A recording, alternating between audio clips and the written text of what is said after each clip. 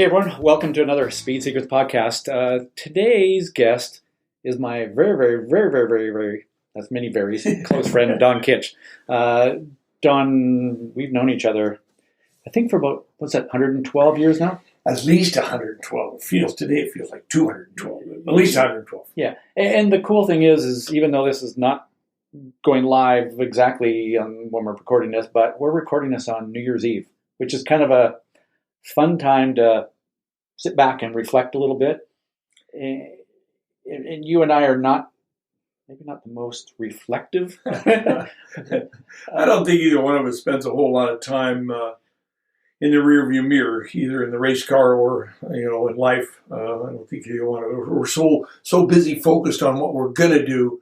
I don't think either one of us spend a whole lot of time looking back at what we've done, unless there's something you can learn from it. But I think this time of year is a time of reflection. But most you and I are pretty much focused on what we're gonna do. What's next? Yeah, what's next? What's next? And for those of you listening, Don and I do go back to, I think it was 1993 or 94 when I was racing Indycar poorly, meaning I was driving for a poor team and had no budget. And you were managing, one of the many things you were doing was managing an IMSA prototype team. And I think that's where we originally kind of started to really spend some time together. You connected with me. I went testing, ended up driving for the team. We became good friends. Yep. You were starting the school at Pacific Raceway, which at that time was Seattle International Raceway. Started ProFormance Racing School. We kind of worked a little bit together on that. And you have made your $1 million, Yeah. or at least 55 cents from ProFormance Racing School, but have also raced in IMSA. And you and I won the Daytona 24-hour race together. We got our Rolex watches the same day in 2003. So you went and drove at Le Mans. I got to go and coach you there with that actor dude guy that I don't know. Dreamy. Yeah, there it is. Yeah, okay. So we've done some really cool stuff together through the years, and just for those of you who don't know, I mean that's kind of our history, and we've been great friends all that time. And you grew up in the Northwest. I grew up in the Northwest. North of you in Vancouver, you in Seattle. You race Formula Fords in the Northwest. I race Formula Fords in the Northwest. So we kind of go way, way back. And so I thought we could take this podcast to do a little bit of looking back and talking about what we would do differently, what we would do the same. Maybe looking back at 2020, which was the most bizarre year in my life. Everyone said, and further back. I mean, we've been in this sport forever. Yeah, I remember that Saturday going down to the race shop, down to Scandia, knowing I was going to meet this guy named Ross Bentley. And first of all, I want to correct you there on your IndyCar career. I was there. I was with you. And I'll tell you, you went further on a $400,000 budget than anybody I know in IndyCar. I never saw you in an IndyCar with a motor that had less than 400 miles on it. Yeah. And, we're going to talk a little bit about that, those kinds of scenarios. But, I remember that Saturday going down to meet Ross Bentley, and the experiences we've had since then have been great. And sometimes when I look back, which this time of year is my one time to reflect a little bit, and I think, what would you do differently?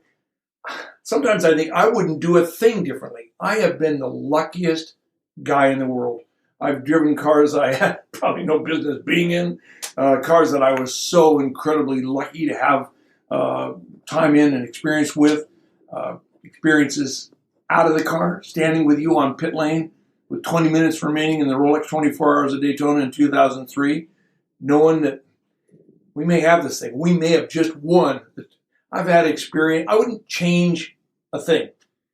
Then in the next breath, I think, one of the things I love about our professional life, one of the things I love about our industry is it rewards change. If you're doing things today the way you did them yesterday, you're probably going to be done tomorrow.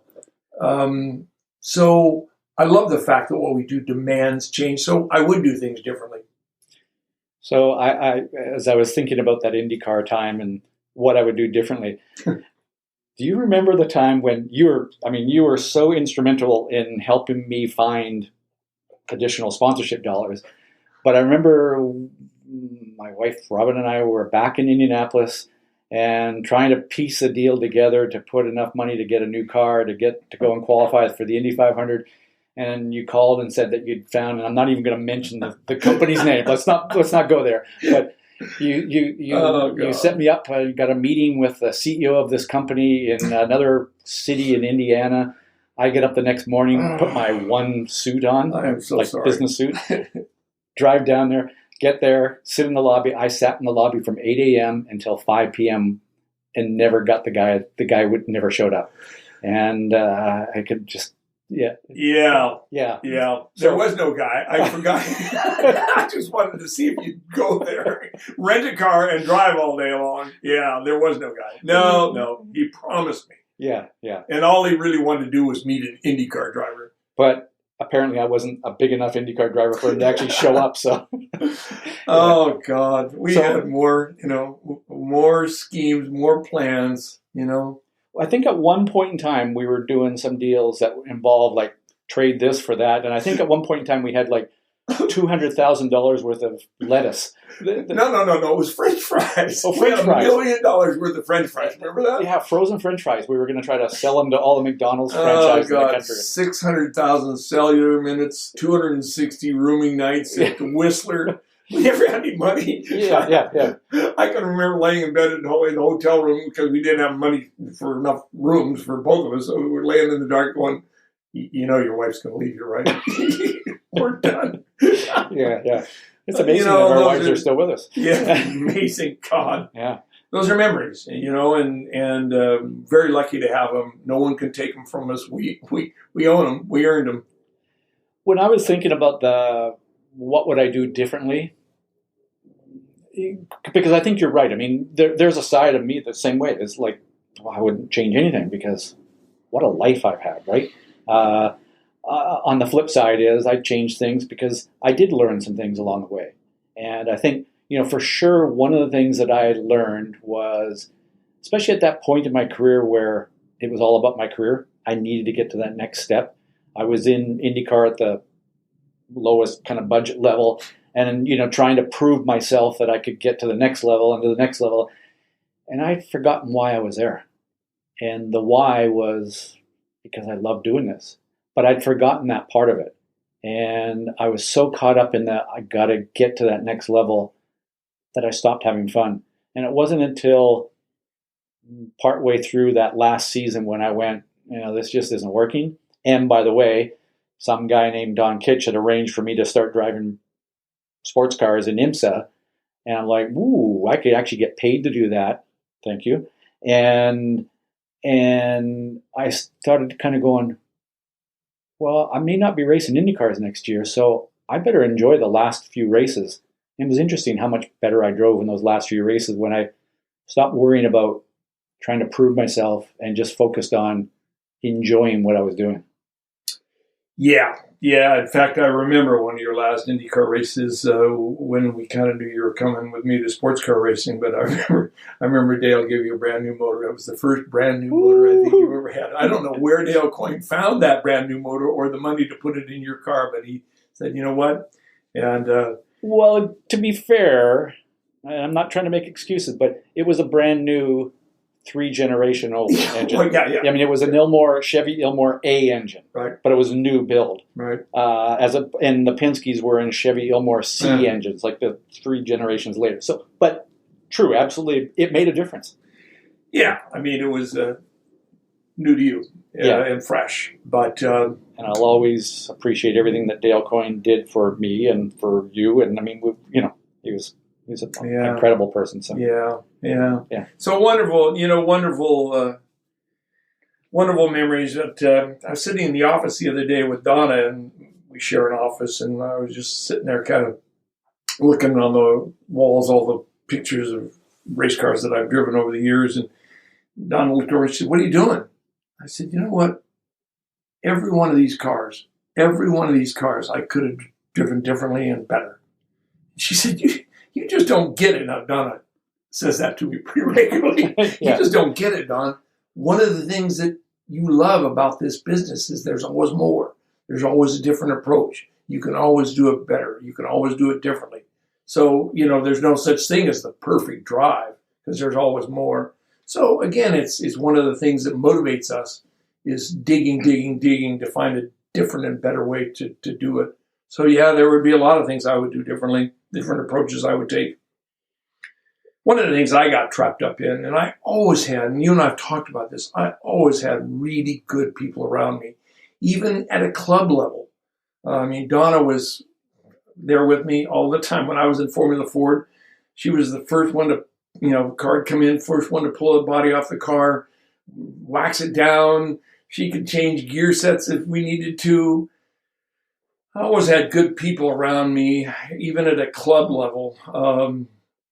But I got so trapped up in that micromanage approach that I had. Even though I had good people around me that could probably do it better than me, in my mind, nobody could do it as good as I did. So I found myself always trying to do everything. And it took its toll on my driving. It took its toll on my mental approach, mental discipline to driving, because I was always mentally spread a little thin. When I left club racing and got involved in IMSA, people said, "Well, Don, you need to come in and look at the data. You need to come in and review data." No, I got this phone call to make, or I got that phone call. When you start taking money from people to go racing, I take that very seriously. Promise them 10, do 12. But when you've got good people around you, let them help you. Don't micromanage. Afford yourself the time to totally focus on what you're trying to accomplish. That I would do differently. I would manage myself differently in and out of the car. So can I put my coach's hat on it for a minute here? I know you tried. You tried. Don't you remember trying? Yeah, I tried that one. So on a scale of 1 to 10, what level of micromanagement were you at that time, and where are you today in your own business today? Have you changed? Sadly, no. I'm trying. I am really trying. I would say you have. So I've had to. I remember when Donna got involved in the business, our accountant said, "Don, you have what you do, and Donna has what she do. Stay out of her stuff. She does it better than you do. She can do it. Back off." But I had to, because the business got to the point where I couldn't do it all. All right. So on a scale of 1 to 10, yeah. Micromanaging way back, let's say back in your club racing days, with 10 being over the top crazy, you micromanaged everything. Right. Were you at a 10? Then. Where are you now? Yeah, you're right. Good point, Coach. Good point, Coach. Probably a 5. Okay. I would hope that I'm at a 5. But at a club level, when you're sitting at a 5-minute light in Formula Ford on grid, and they come up to you and go, "Don, nobody got the liquor permit for the banquet tonight." You know what? I'm at 5 minutes here in Formula Ford trying to qualify decently. Can we talk about this later? No. Right. Well, who was supposed to get it? So there was That's also a 10. Yeah. How were you then, and how are you now at saying no?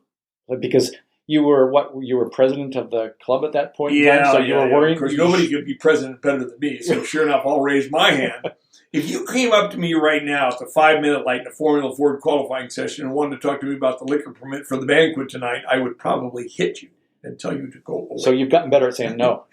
Yes, for sure. So I wonder, how many people listening to this are going, "Well, stupid guys." This is what life is, right? We learn these things as we go along. And probably everyone listening to this are going, to some extent, whether it's micromanaging or something else, they're probably like, well, you learn and you get better at these things as you go along. And that's where this conversation started, doing it better, looking and going, you know what, this isn't working, make a change. So I've had to make the change, and I'm glad I did. So let's aim this at driving. What changes did you have to make in your driving to up your game? I see you thinking. Well, again, that's an endless list, right? It's an endless list. But what changes,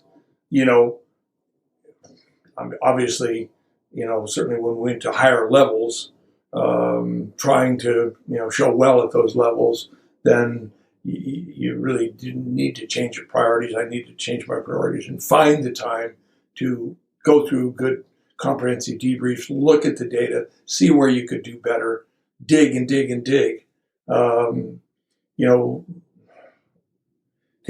Take input from your coaches and try some new and different things. Don't keep doing things the same way and expect something to change, right? Mm-hmm. So I needed, I had to buckle down and attack it more aggressively, mentally, and find the time to do that.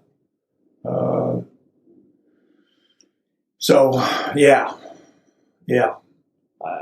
And you said mentally. I mean, I would say that was the biggest thing in my driving career. Was, I guess I've always been, from the moment with my first race when I was 5, I was just, fascinated by the technique of driving. And so nobody ever had to force me to spend time thinking about the technique of driving, the line or braking or downshift, any of that kind of stuff. But when I got to that point in my driving where the technique part was mostly there, I'm not saying it was perfect, far from it, but it was mostly there. But when I when I got introduced to the whole concept of the mental game of driving, and then, first of all, sort of spending a lot of time working with Ron Langford, and he and I did that book together and did a bunch of seminars together. And then, because I'm wired that way, I got to go and learn more about this stuff. And then had this great, I would say the great laboratory of, as a coach, I could try something on you. And it was, a minute and 32.4 seconds later, as you came around the lap, and I looked at my stopwatch and go, that was 0.2 quicker. That worked. Or that was 0.2 slower. I'm not going to use that approach next time. So I think I wish I would have applied and learned about the mental game earlier in my career, because I think that would have made a bigger difference to my performance. That's the area that I, in terms of what would I do differently, I would start to do that stuff earlier in my career. Yeah, without a doubt. I mean, I think we both understand the concept of conscious driving and subconscious driving, the basic mechanics of driving a car fairly proficiently on the racetrack, the basic mechanics of braking, gear change, directional change, and all that kind of stuff. At some point, that drops to the subconscious. Mm-hmm. You don't really have to think about it, as consciously. So now, what are you doing with your conscious mind? What are you doing with that you have available to you now? That bandwidth that you've now freed up for yourself. And I wish I had started to use that earlier in my career, where you go, okay, now that you've got this mental bandwidth available to you, what are you doing with it to affect a change, to do things differently and better? I wish I'd learned that earlier. I would definitely for sure do over. One of the things I would definitely do over again also was when I made the transition from club racing to IMSA. I'd keep my club stuff. I would have kept my club car. Oh, really? Okay. Yeah, I wish I'd done that because, it gives you a chance to stay tuned up at a reasonable price point. Because when you make the transition to higher levels, the cost to function at that level, the effort that you have to make to find sponsorship and difficult to find, and the limited amount of time that you're in the car. I would encourage guys, keep your club car so that you can get in, get some tires underneath you, and maintain that comfort zone and that feel of putting the car at the limit, leaning on those tires, I would have kept my Formula Ford so I could just go out and pound around and stay tuned up. That comforts of that oneness that you establish with that car. It's just you and it doing what you want to do. When you're only in the car 2 or 3 times a year, because that's all you have the budget to do, then you get in the thing and it's more like, oh my God, what is this? How do I stay alive in this thing? As opposed to that, just you and me again. You slip into the car and it's just you and me. It's old home week. We know what we're about. We know what we can do. I'd keep my club stuff. I really would. It's interesting because I don't disagree with that. And in many ways, I agree with it. But I can also disagree with it. How does that sound? What's new? I'm starting to sound like a politician here. No, because there have been, I would say this is the case where when I was coaching, and you helped me a lot of those on the Speed Secret driver development camps that we did years ago, and we'd have 6 of these kids that came from karting from age 14 to 18. And they had been in karting for 2 years or 8 years or whatever it had been. And their goal was to be Formula One, Indycar, NASCAR, IMSA, whatever. They wanted to be champions. They wanted to be world champions. And one of the pieces of advice that I gave a lot of them was get rid of your karting equipment. Sell it all. Because if you have a fallback position, often you'll fall back on it. And if it's, look, I either make this work in cars and I either make it work that I drive more than twice a year, or I'm going to go back and drive my kart or my club car. So maybe there's no right answer to that, but I think there's something comes from that commitment that you make when you go, I don't have a club car. I don't have a go-kart. I don't have any of that equipment. I better make this pro racing career work. And again, I don't know if there's a right and wrong answer to it, but it's 2 different ways of looking at it. And I know drivers who I saw them fall back and go back to karting. And not that there's anything wrong with this, but I'd see them, we were coaching them at 15, and I'd see them when they're 32 and they're in karting. And they're not totally happy. They're kind of a little bit bitter going, I could have made it. And, I didn't want to say I told you so, but you should have sold your equipment and committed 100% to making it racing professionally in cars, if that's really, really what you want to do. So, yeah, I hear you. I mean, there's probably 2 sides to that story, 2 different ways of looking at it. Going backwards, going back to a slower car, maybe a car with, less, technology to it and all of that maybe. I don't know. I can remember, at Daytona years ago when I was trying to get comfortable in that Lozano Riley Scott, and you came to me because I really wanted to drive that car, and you came to me and you said, Don, you have no program for this. You have no program for the speeds we're attaining in this car. You haven't driven at this level, to establish a program for it. So that's one argument. So all of a sudden you're trying to go faster, but then you go back to going slower. I don't know. That's probably a pretty good argument for it. Yeah. Then again, I can flip it around and kind of go, but you still have to drive something. And it also, it goes to that, and this is a conversation I've had with Jeff Brown a number of times, is, Jeff's whole thing is race at a level where you can dominate, race at a level where you have the biggest budget. If your racing budget is $1,000 a year, go sim racing, race RC cars, whatever. I'm not sure you can even win RC cars at $1,000, but if you have a budget of $10,000, don't go try to race in IMSA. Race go-karts. Be the best karter, right? Go where you've got the biggest budget, where you can dominate.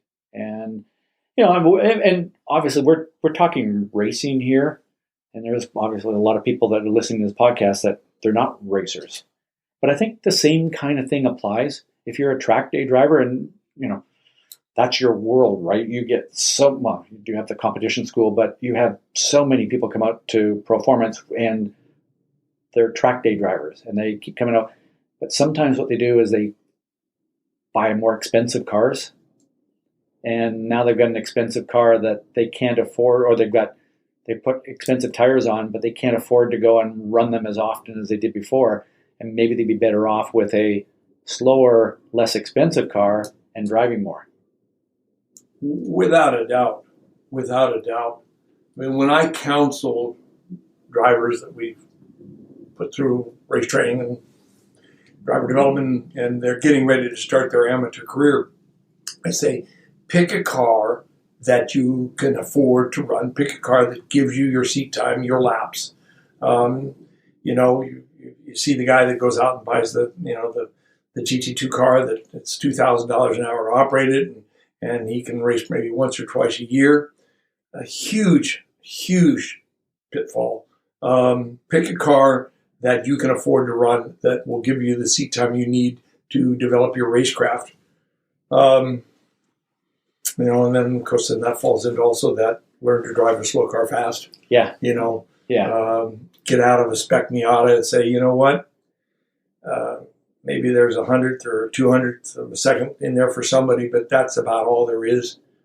Drive the wheels off a spec Miata and get out of it and go, that's all that's in the car. Then you're ready to move on. That brings us to another subject, another thing I might do differently, and I think I've probably fallen into that pitfall more often than maybe you have, and that's be careful of the programs that you get yourself into. Race at a budget that you can afford, that affords you a proper program. I mean, here's an example I can remember you. The example of me doing IndyCars? Yes. Well, you know what?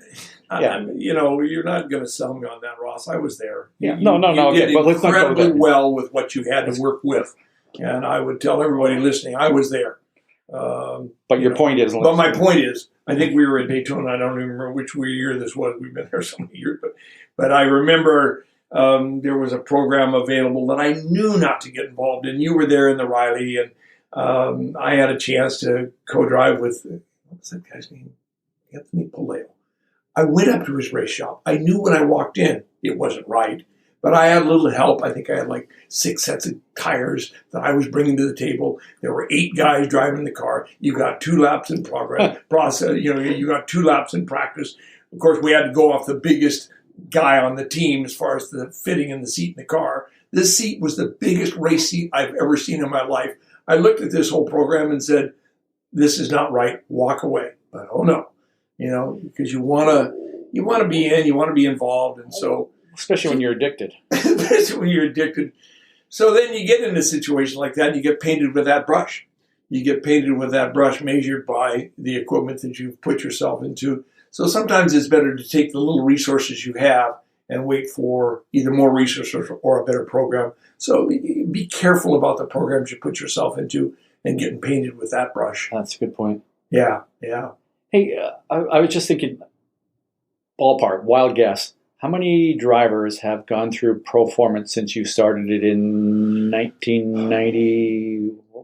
What year was that you started? We started ProFormance in 94. 94. We currently have 4,000 recreational drivers that drive with the school, 4,000 sport drivers. But how many do you think through the year? Because some of those have come and gone, right? Yeah. Oh, God. I wouldn't even know where to start to put a number on that. I do know that when we walked the race paddock, the club racing paddock, we've licensed the majority of drivers in that paddock. Last year we licensed 65 drivers. We issued 65 amateur race licenses last year. This year, I think we're probably going to hit around 45 or 50 in spite of COVID. Wow. Yeah. So most of the paddock we licensed. But a larger percentage of your drivers, of that 4,000 or whatever the number is, they don't go racing. They just come out and lap and lap and lap. And I shouldn't say just. That's what they do. And they have an absolute blast doing that. So I kind of want to take what would you do differently? What do you think, what's the most common, what should they do differently? of all those drivers that have come through, what is the one thing that you would say, hey, if you're going to do this all over again, do this differently? Oh, I think one of the biggest pitfalls again is selecting a track car that you can't afford to run frequently. Right. Pick a car that affords you the ability to be out there regularly. One that where you can stay on a schedule that affords you the ability, like I said, to make laps and stay in the car. I think a lot of times guys try to go too fast too soon. Mm-hmm. Get in a cheap car and get in a slow car, where you learn to do the basics. You establish that skill set, and you have time in the car.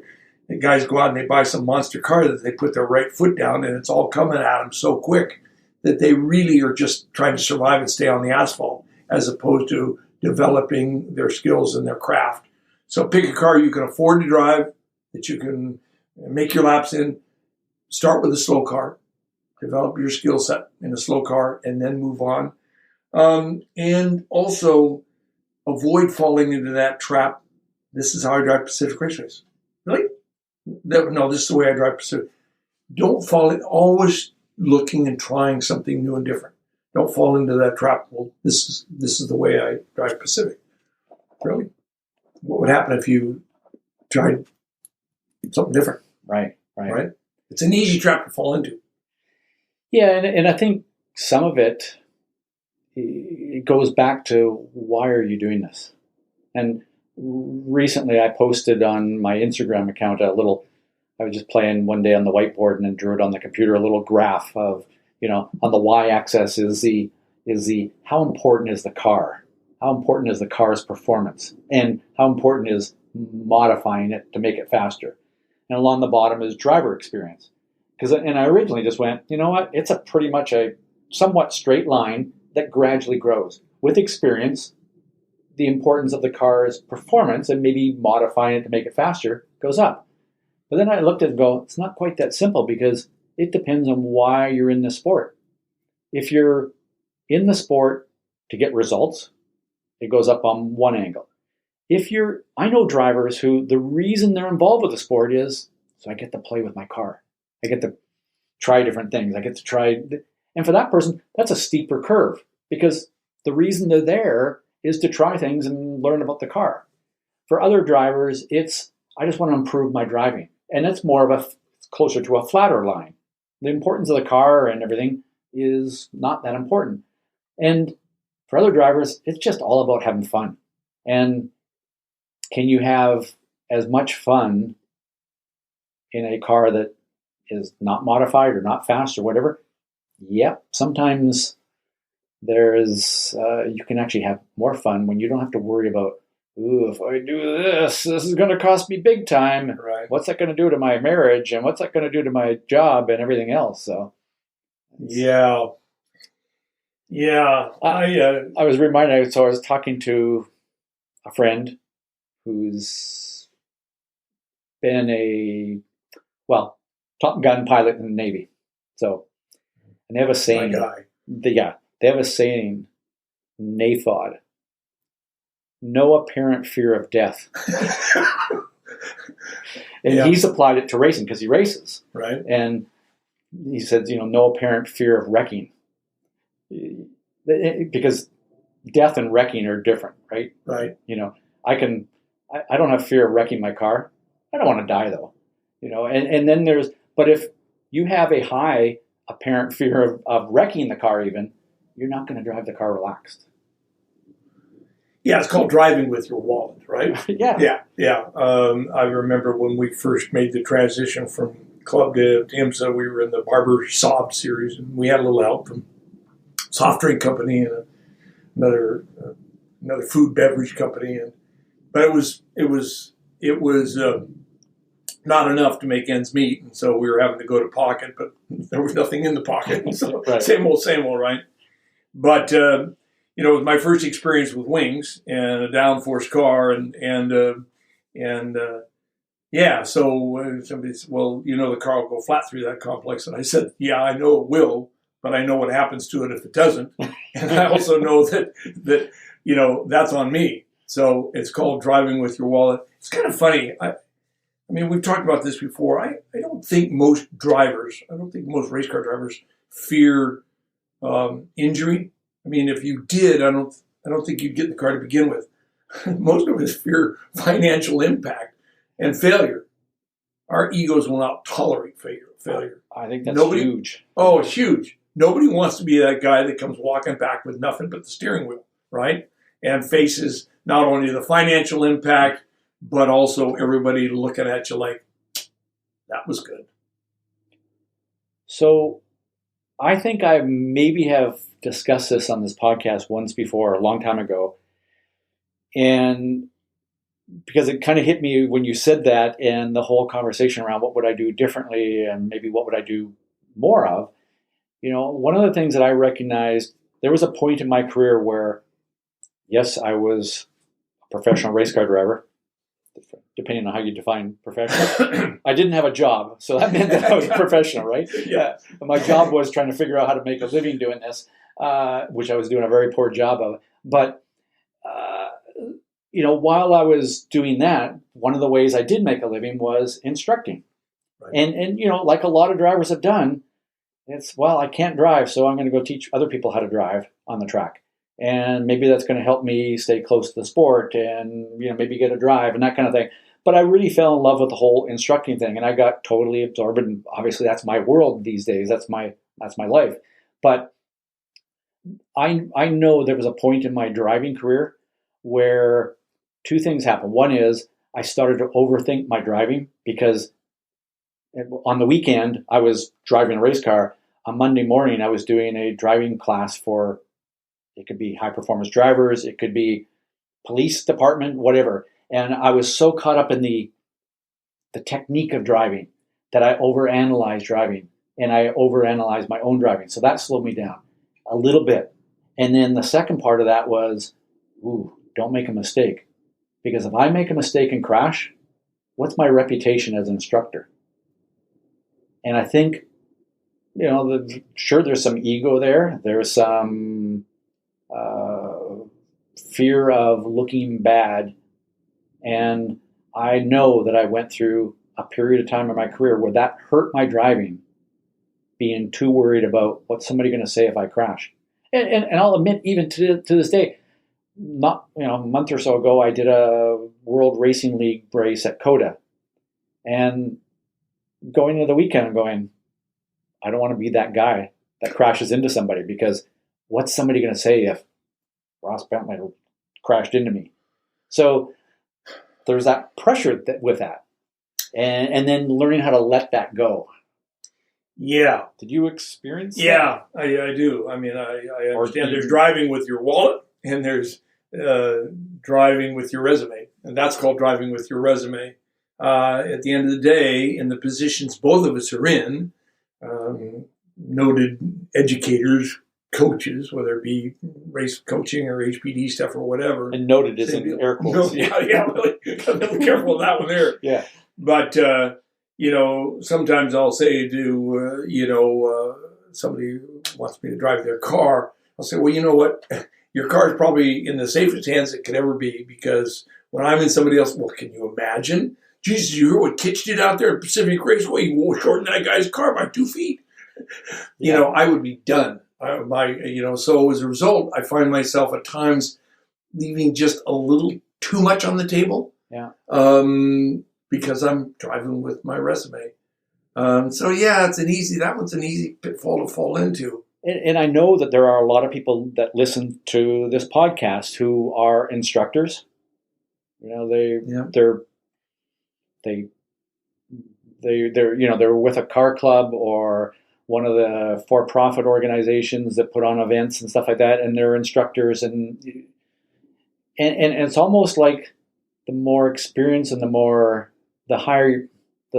stronger your reputation is as an instructor, the stronger the apparent, inside need to not push it and not make a mistake. And I think we all know that the more we try to avoid making a mistake, right, we tense up, and it's actually increased the likelihood of making that mistake. More than likely. It's an interesting scenario.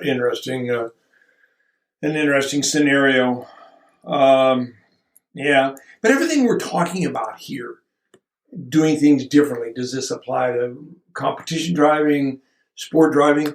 But everything we're talking about here also applies to coaching, educating, teaching, because like at ProFormance, our motto is good today, better tomorrow. We need to be very good at what we do today. And in between today and tomorrow, we need to take a look at what we did, see what everyone else is doing. Is somebody doing it else better? Could we do it better? We're constantly working to do it differently, because if we do it tomorrow like we did it today, we're going to probably be out of business the next day. It's that never-ending search for improvement. And I like that. It keeps us sharp, keeps us on the cutting edge. Yeah. You know, the other thing I would do differently, I think you need to know when you're done. I think, I think that's one pitfall that a lot of drivers fall into is, you don't realize when you're done, and you need to accept that and be done with it. If not, you're going to get, again, painted with that brush, or if not done, you need to accept the fact that you can't do it like you did it when you were doing it regularly, right? And be at peace with that, and don't try to do it like you used to do it, because then you try, you struggle, and you get painted with that brush. So either you're done, or look at James Weaver. I mean, James walked out at the height of his game, probably the finest, fastest prototype driver in the world. And when he was done, he was done. It's done. And what do you remember James Weaver for? Being one of the finest, fastest, proficient prototype drivers in the world. When you're done, you need to be done, or at least accept that you can't do it like you used to do it, and don't try to. Well, and I think I hope that people don't take you just got to walk away then too much, right? Because the sport, one of the great things about our sport is you can do this for a long, long time. But so I think the key, what you said there, is accept where you're at. I'll admit that this is not easy for me to do. I do accept when I go and do a race now that I'm not going to be the driver that I was at one point in my career. Fortunately, the one great thing about what we do is, when was the last day of your life that you didn't think about driving? A long time ago, right? Yeah. So I can honestly tell you, I cannot recall a time that motor racing or sitting in a race car. I don't think anybody loved to sit in a race car more than I did. I can't remember a time it wasn't on my mind. So we think about it. We're constantly. So there are areas of my driving that I'm actually better at today, but I also accept that there are other areas where I'm not as good. So do I still struggle with that? Absolutely. It's not an easy thing to walk away from when it's been part of your life. And actually, this is a really interesting thing, I think, is our identity can get so caught up in it. That's what I am. And it's tough to walk away from that identity. I can remember in '97, my first year with Alex Joe Racing, we were getting ready to go, and Alex, said, "Let me get in first and shake, just make sure everything's good with this thing, the wheels stay on it." So Alex got in the car, did a few laps, came in. We were talking about how it went. He said, "Well, it's good." He said, "I don't drive much anymore." And I looked at that and I listened to that and went, "What? What did he just say? I don't drive much anymore? How can you say that? I'll never be able to say that." Mm-hmm. Because it's so much of who you are. I don't drive much anymore. I thought, oh my God, I will never be able to say those words. Well, we were talking before we got started podcast here, and I'd said that I have this little reminder thing for my business is don't just try to stay in the game. Change the game. We got to keep growing. We got to keep being something else. Otherwise, we're just staying in the game. How many times have you watched an athlete in any sport who hung on a little too long? Yeah. And like you said, what do you remember about them? They hung on too long. Yeah. And sometimes you just need to make, that's why I guys like Rick Mears, I just have immense respect for. The best IndyCar driver of all time, in my opinion, on an oval for sure. Maybe not on a road course, but on an oval, nobody better. He was still winning races. He was still fantastic. He walked away. I don't think he's ever been in a car since. And he seems extremely happy doing what he's doing. He changed his game, and he's now got a different game. And he's incredibly good at that game.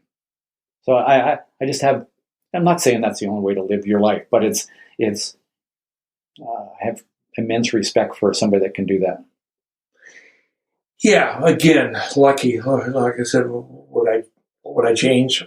Obviously, we've talked about the need for change and the reward for changing. But I also mentioned to you, when it became time for me to step away from the race car, I was very, very lucky that we were well funded.